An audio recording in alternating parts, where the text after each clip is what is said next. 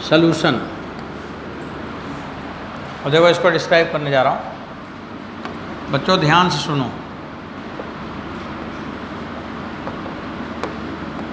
At instant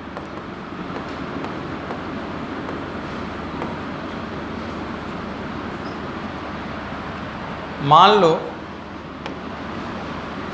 हमने इतना medium लिया, अभी थोड़ा समझ लें तो ज़्यादा ठीक रहेगा।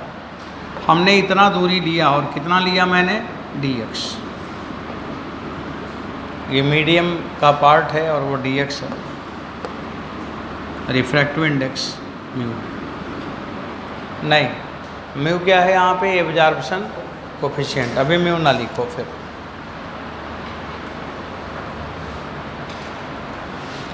अब बच्चों ये मीडियम कैसा काम करेगा बता रहा हूँ। ये मीडियम उसी तरह से है जैसे कोई सड़क पर टोल टैक्स लेते हैं। एक आदमी और रोड पर बैरियर वैरियर लगा के खड़ा हो गया और उसमें एक बोर्ड में लिखा है कि जितना पैसा जो लेके आएगा उसका 1% टैक्स वो ले लेगा। तो ये आदमी क्या है, यहाँ पे खड़ा है, उधर से जो भी आता है उसके पास जितना पैसा मिलता है उसका 1% ये क्या करता है, टैक्स लेके अपने पास रख लेता है। तो उधर से एक आदमी आया, ढूंढा गया तो उसके पास 1 रुपये मिला। कितना मिला, 1 रुपये। तो इसको कितना टैक्स मिला, 1 रुपये का 1%, 1 पैसा। 1 पैसा पाया, रख लिया। इसके बाद दूसरा आदमी आया, उसके पास 100 रुपये मिला, तब ये कितना पाया, 1 रुपये। मतलब ये कितना पाया डिपेंड किया कि कौन आया, यही बात है। एक आदमी आ रहा था 100 करोड़ लेकर, 1% सीधा 1 करोड़ पाया। तो बच्चों यहाँ पे क्या आया, ये डिपेंड किया कि उधर से कौन आया। यही लॉजिक यहाँ पे लगेगा। अब हमने ये बोला कि मान लो ये जो वेव आ रही है यहाँ पर, तो बच्चों जब यहाँ इंटर करती है तो इसकी इंटेंसिटी सपोज मान लो कि I है या I0 है, मैंने I मान लिया। और जब यहाँ से बाहर निकलेगा तो इंटेंसिटी डिक्रीज होकर क्या हो जाएगा, I माइनस डी आई। सही है।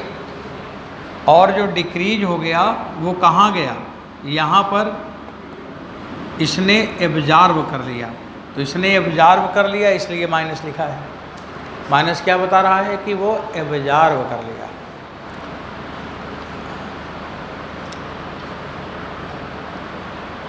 अब बच्चों फिर सुनो ध्यान से, ये जो एब्जॉर्ब करेगा, ये जो माइनस माने जो घट रहा है, इसकी तो वैल्यू घट ही रही है। तो बताइए ये क्या कर रहा है, इसकी इंटेंसिटी का लॉस कर रहा है कि गेन है। तो अगर लॉस कर रहा है तो क्या लगाएंगे, माइनस। और अगर ये गेन करता तो क्या लगाते हैं, प्लस। अब यहाँ पे लिखूँगा हियर माइनस डी आई। बच्चों बताओ ये जो वैल्यू आएगा किस पे डिपेंड करेगा, आई पर। जितना ये ज़्यादा होगा उतना यहाँ ज़्यादा होगा, यही बात पढ़ा है ना। तो minus D I proportional to क्या हुआ, आई। ये इस पर डिपेंड करेगा। ये 100 करोड़ तो 1 करोड़, ये 1 रुपये तो 1 पैसा। तो ये वैल्यू इसी के साथ तो बदल रहा है, तो उसके प्रोपोर्शनल हो गया।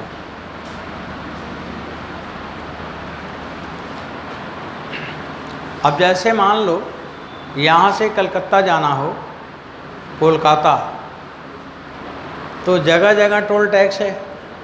अब आप जितना दूर ज़्यादा जाओगे तो बताइए सरकारी खजाने में उतना पैसा ज़्यादा जमा होगा कि नहीं। हाँ, आपका उतना ज़्यादा पैसा गवर्नमेंट के अकाउंट में जा रहा है कि नहीं। मतलब आपका फ़ायदा हो रहा है कि लॉस हो रहा है। तो जितना दूर जाओगे उतना पैसा गंवाओगे। तो ऐसे ही यहाँ पर भी है कि जो ये इंटेंसिटी घट रही है, ये और किस पे डिपेंड करेगा, कितना दूर वो गया। अब इतनी दूरी में डी आई तो और आगे में फिर डी आई, फिर डी आई, फिर डी आई, तो घटता जाएगा ना।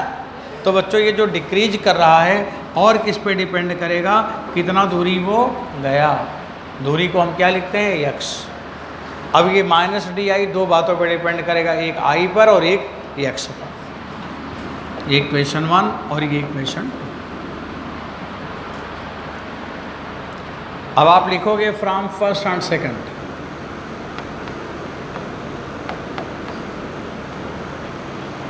बच्चों माइनस डी आई बराबर आप लिखोगे mu I D x. Mu I x है क्या,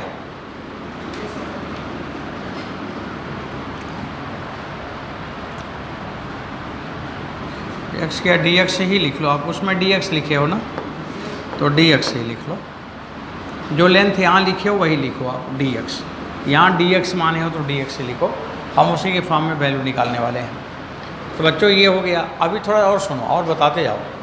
अब डी आई अपान आई बराबर क्या हुआ, minus mu into D x. बताओ जब एक्स 0 था, स्टार्ट किया, उस समय इंटेंसिटी कितनी है, आई नॉट। क्वेश्चन में लिखा है, ये लिखा है एक्स 0 पे आई नॉट है। और जब x का मान यल हुआ तो इंटेंसिटी आई हो गया। अब बच्चों D I upon I log upper limit upon lower limit बराबर minus mu into L. Log हटा दो तो आई बराबर हो गया I naught exponential minus mu L. I upon I naught चाहे तो एक बार आप लिख के तब आगे बढ़ो। आई अपान आई नॉट बराबर एक्सपोनेंशियल माइनस म्यू एल, फिर इसके आगे बढ़ोगे। तो बच्चों ये आपको दिखाई दिया कि जब लाइट किसी मीडियम में जाती है और मीडियम उस लाइट की एनर्जी एब्जॉर्ब करता है तो लाइट की इंटेंसिटी कैसे घटता है, एक्सपोनेंशियल। तो यही एग्ज़ाम में बहुत बार पूछा गया है। यही केमिस्ट्री के रेडियो एक्टिविटी में आता है, यही केमिकल काइनेटिक्स में भी टीचर यूज़ करते हैं, पढ़ाते हैं। अब उनके पढ़ाने का तरीका इस पर डिपेंड करेगा। अब मैंने लिखा intensity decreases exponentially with the penetrating depth. कितना पेनेट्रेट किया, एक्स दूरी गया तो इंटेंसिटी कितना हो गया। तो यहाँ लिखा गया। बच्चों पूरा अपना दिमाग यहाँ पे लगाई, क्योंकि आप लोग सुबह से पढ़े रहते हैं और छोटे छोटे बच्चे हो तो थोड़ा मैच्योर बनो, उसमें बताते रहें, सुनते रहें, आगे बढ़ते रहें। अब आप लिखोगे intensity decreases exponentially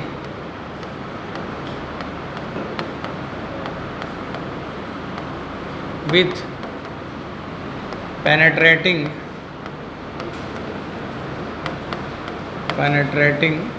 depth dx।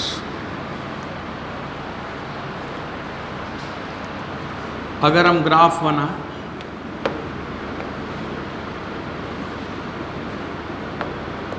इधर x है,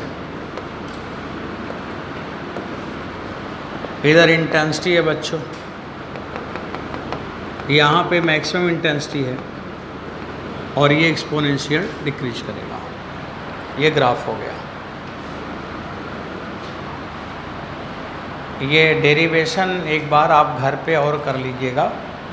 ये कई बार डेरिवेशन जगह जगह मिलेगा, पर अब हम एको बार डेरिवेशन नहीं करूँगा, अब हम इसे डायरेक्ट यूज़ करूँगा।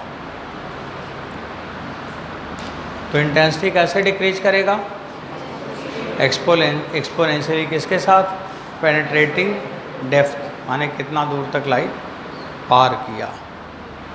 अब एक सवाल मैं बच्चों लिख के और आपसे पूछ लूँ, तब फिर ये टॉपिक आपका ख़त्म हो गया है जनरल फिजिक्स।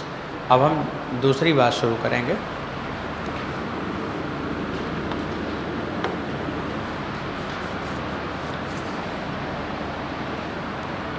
लिखेंगे आप लिखोगे आफ्टर पेनेट्रेटिंग, प्रॉब्लम है ये, after penetrating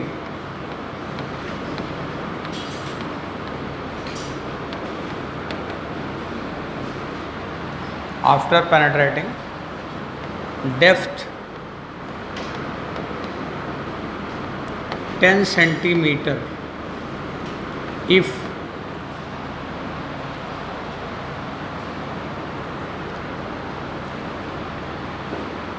intensity become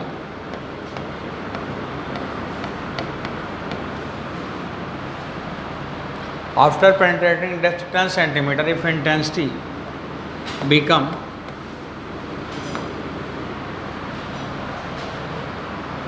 1/100 part after penetrating depth 10 centimeter, if intensity become 1/100 part of initial intensity, then find absorption coefficient.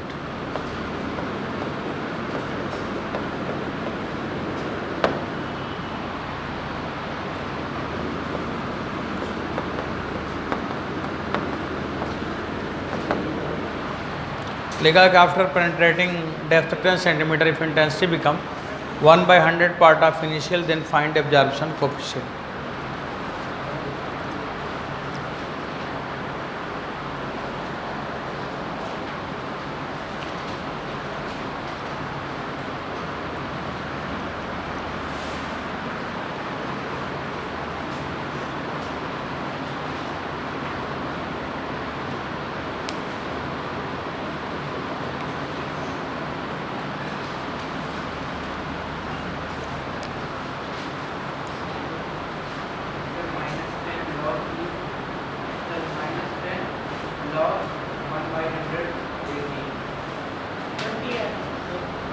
चलो देखते हैं, हाँ बोलो।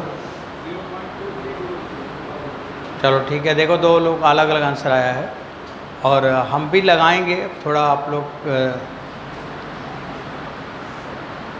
चलिए मैं लगाने जा रहा हूँ बच्चों, थोड़ा सुनो आप लोग सब लोग।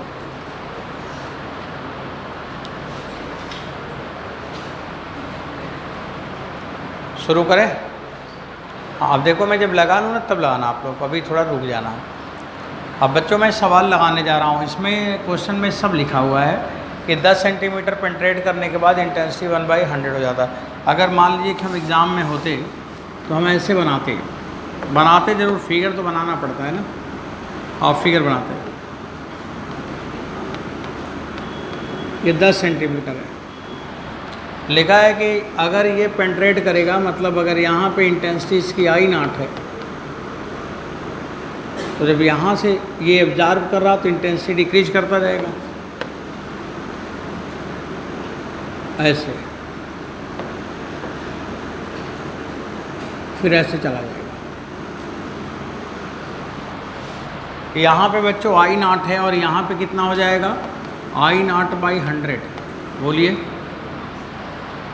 क्या लिखा है? उतना एब्जॉर्ब हो जाता है, कितना हो जाता है?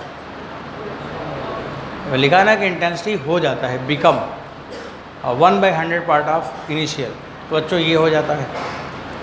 अब ये वाली वैल्यू क्या है, आई, और आपसे पूछा क्या है भाई, म्यू का मान। बच्चों यही पूछा है ना, म्यू माने क्या है, एब्जॉर्प्शन कोफिशिएंट। म्यू क्या है? हाँ एक बार फार्मूला ज़रा लिखवाना, आई बराबर I0 exponential minus mu x, सही है। फिर आप लिखोगे I0 बराबर I into exponential mu x. आप देखते रहिएगा यहाँ पे, ठीक है। जब भी पावर म्यू एक्स करोगे तो इधर चला आएगा, I0 के बराबर हो गया। फिर बच्चों अब सुनो, अब आप लिखोगे एक्सपोनेंशियल म्यू एक्स बराबर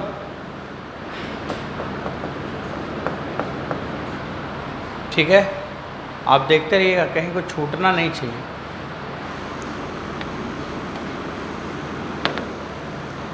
अब बच्चों ई पावर म्यू एक्स है ना, अब अगर हम ई का पावर हटाऊं तो आप लिखेंगे सीधे नाउ म्यू एक्स बराबर ln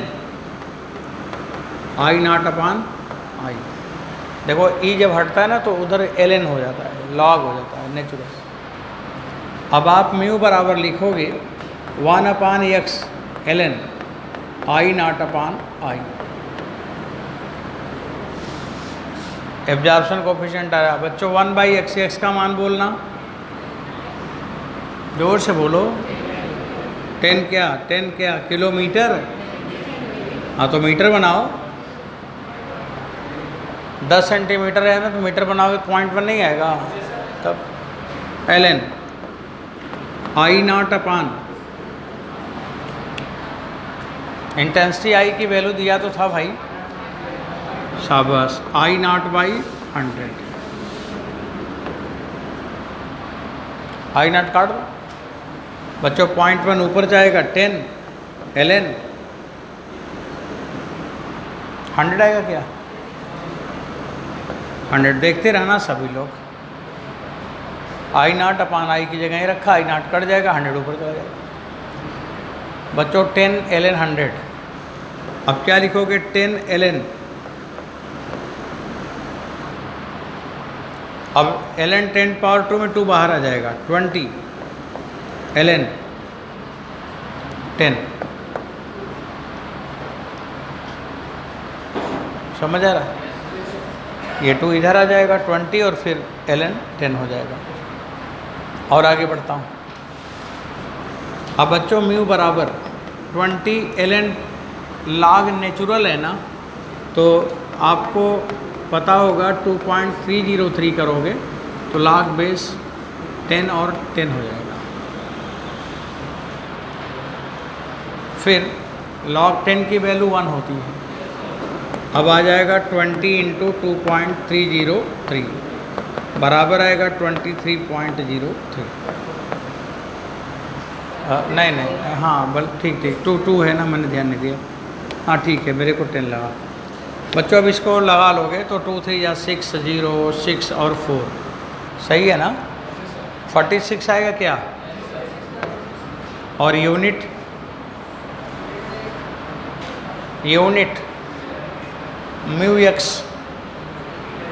म्यू एक्स बराबर डायमेंशनलेस, तो म्यू बराबर 1/x और x क्या है मीटर में, तो 1 अपान मीटर का मतलब मीटर इनवर्स। आप एक बार चेक करके मुझे बताइए सब ठीक है तो आगे बढ़ा जाए। हाँ नहीं समझ आया? हाँ बच्चों एकदम सही से बताना, नहीं समझ आएगा तो हम फिर बता देंगे, नहीं तो फिर आप ये सोच लो कि पेपर देना है एग्ज़ाम और अभी आप पढ़िए सही से। आप लोगों का भी गर्मी का छुट्टी भी है, स्ट्रेस नहीं है, कायदे से पढ़ो। और अभी मैंने एक शेड्यूल बनाया है आप लोगों के टेस्ट का भी, मतलब आपको हर दिन 6 घंटे यहाँ पढ़ना है। आप 8 बजे आएंगे, 2 बजे जाएंगे, अपना टिफ़िन लेके आया करो। अब जब अभी कल जब आएंगे तो कल आपका जब क्लास होता रहेगा या कल या जब मंडे को लगे जब से लागू हो, अभी मैंने तो बोला कैसे करना है, तो आपको तुरंत बताया जाएगा कि अभी आप सभी लोग बैठ जाओ और जो टॉपिक आप पढ़े हो उसी का ये काम करना है, तो उसी पे आपको फोकस कराएंगे। तो ऐसे ही मतलब आपको हर दिन 3 दिन तो मैं ही पढ़ाऊँगा और 3 दिन 3 सब्जेक्ट है, physics chemistry math, physics chemistry biology, 3 दिन उसका काम होगा, कुछ होगा जो भी हो। अब आपके सामने से जब पास होगा तो आप जानोगे अच्छा ये होना था, कि रिजल्ट के लिए लग जाओ, रिजल्ट के लिए लग जाओ, बस यही बात है इतनी, और उस पर एकदम बिल्कुल फोकस्ड हो जाइए। अब मैं समझ सकता हूँ कि आपको आ गया होगा, है ना। अब आगे बढ़ो, कुछ पूछना है क्या, लिखना है? हाँ लिख लो। तब तक जब तक आप लिखेंगे तब तक मैं कुछ ऐसे बात सुना देता हूँ। देखो सवाल में ये कहा है कि 10 सेंटीमीटर पार करने के बाद इसकी इंटेंसिटी 1/100 हो जाएगा। तो पहले इंटेंसिटी I0 था और अभी क्या हो गया, I0/100 हो गया। और कितना दूरी के बाद, 10 सेंटीमीटर के बाद। और एब्जॉर्प्शन कोफिशिएंट पूछा है, तो मैं तुरंत ये फार्मूला लिखूँगा। फिर I0 निकालना है तो इसको उधर करके प्लस कर दिया। फिर बच्चों e⁻μx माने I0/I हो गया। यहाँ तक की बात हो गई। अब अगर यहाँ तक की बात हो गई, मान लो हम उधर ना जाएं और हम चाहें यहाँ पे, तो फिर लिख सकते हैं μx बराबर ln I0/I लिख सकते हैं। हम चाहें यहाँ पे म्यू की वैल्यू तो 1/x ln I0/I हो गया, ये हो गया।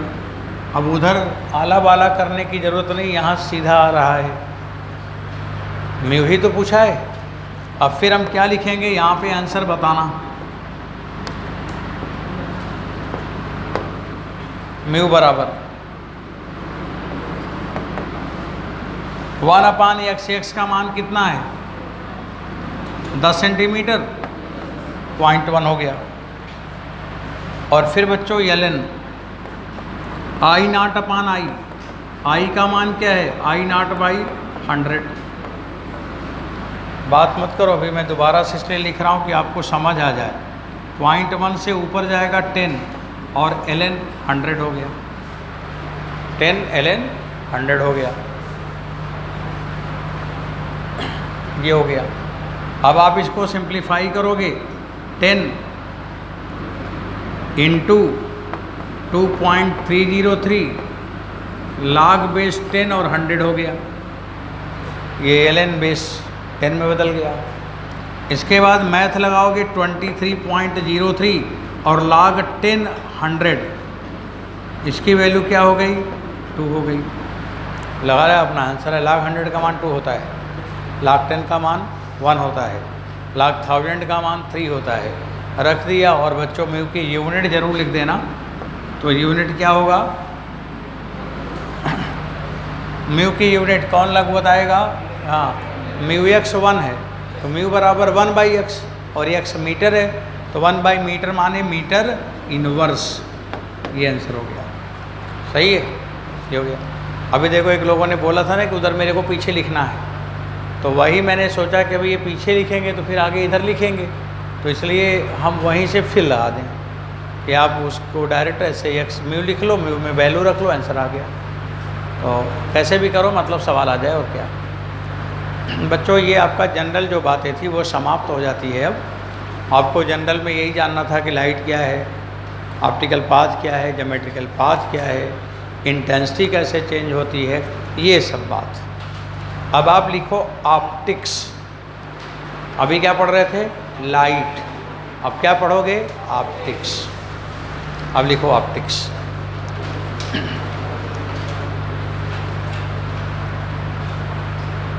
ऑप्टिक्स का ही पार्ट है, मेरे हिसाब से 2 है और बाकी सब के हिसाब से तो एक ही है, चाहे जो बोलो।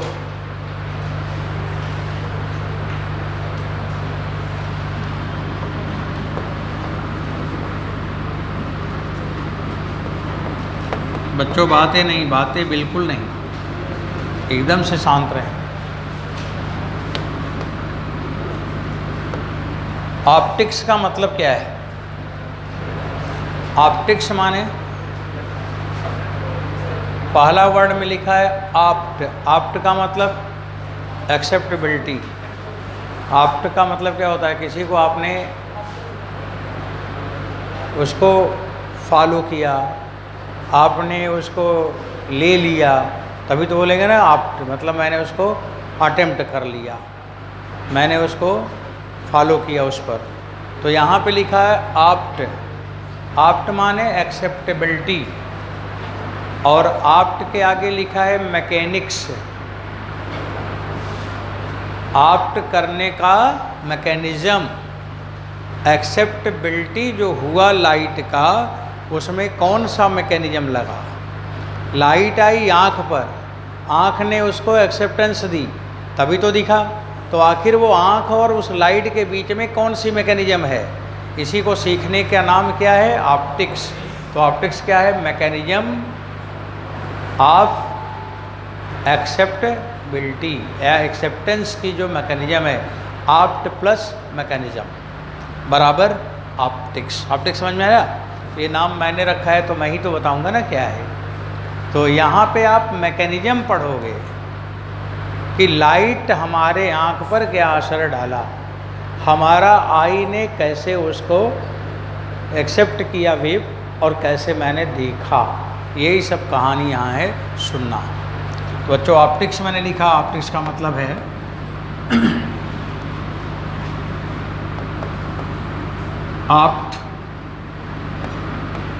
ऑप्ट प्लस मैकेनिक्स, ये है mechanism of mechanism between eye retina या eye lens and light wave है, ये पढ़ना है आपको। Mechanism between eye lens and light wave, इसी के लिए आपने ऑप्टिक्स सुना, ये ऑप्टिक्स चैप्टर हुआ। तो ऑप्टिक्स समझ में आ गया क्या है? ठीक, अब आगे बढ़ते हैं।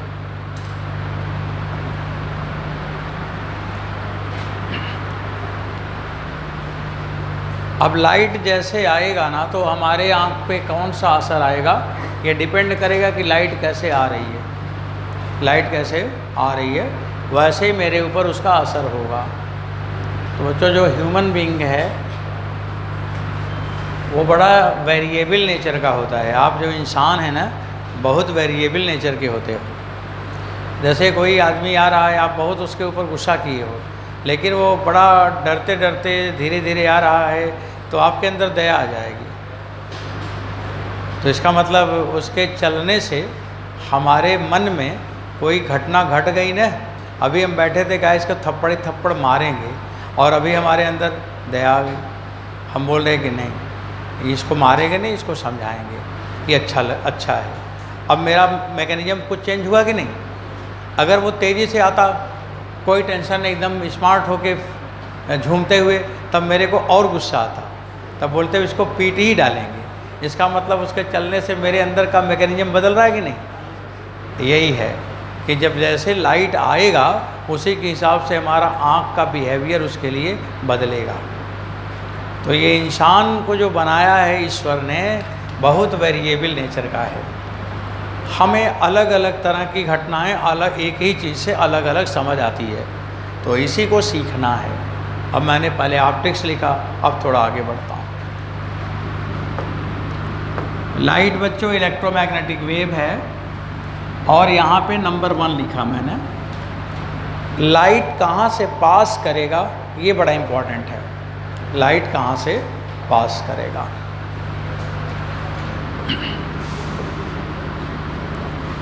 देखो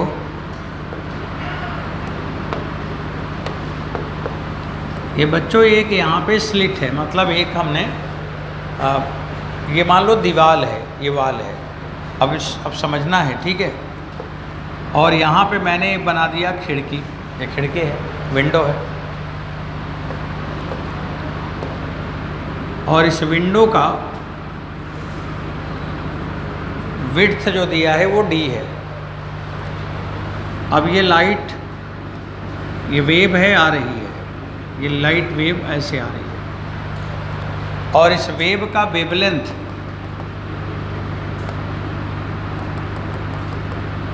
कितना दिया है? लैम्डा। अब लाइट कहाँ से पार कर रही है? किसी विंडो से पार कर रही है। और जब किसी विंडो से पार कर रही है जिसका कि d बहुत ज़्यादा है, तो बच्चों लाइट जो होगी सीधे ऐसे जाएगी। कैसे जाएगी? ऐसे सीधे जाएगी, सीधे। तो light follow straight line path. कब follow straight line path? When d much greater than lambda.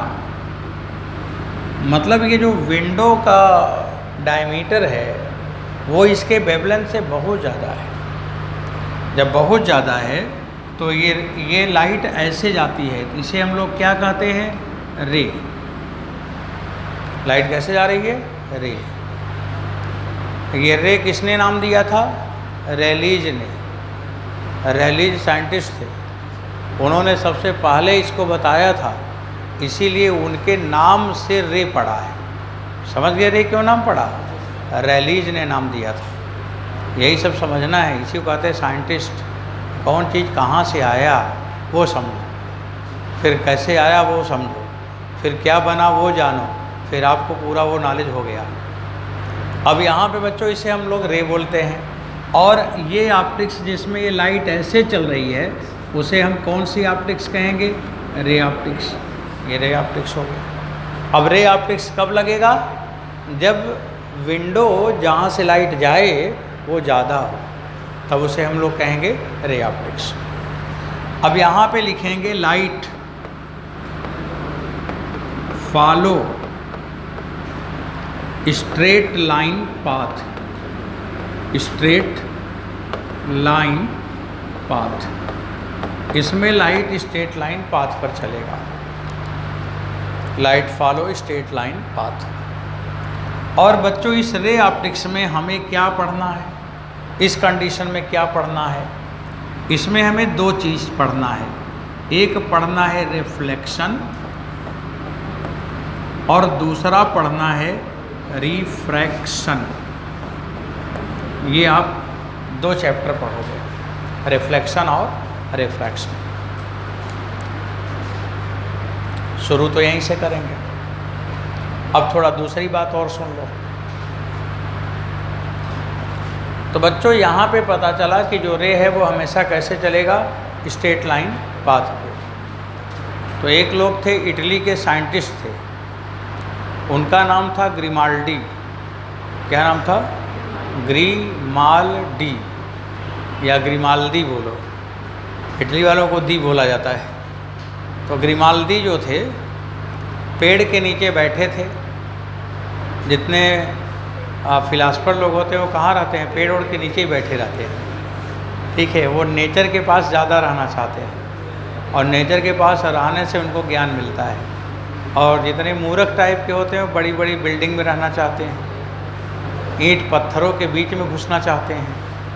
तो वो बैठे हुए थे पेड़ के नीचे। तो उनको ये मालूम था कि जो लाइट है वो कैसे चलती है? Straight line path. तो जब स्ट्रेट लाइन पाथ पे लाइट चलती है तो ये पेड़ का पत्ता है, बीच में जगह खाली है और ये फिर ये लीव्स है। अब लाइट इस पे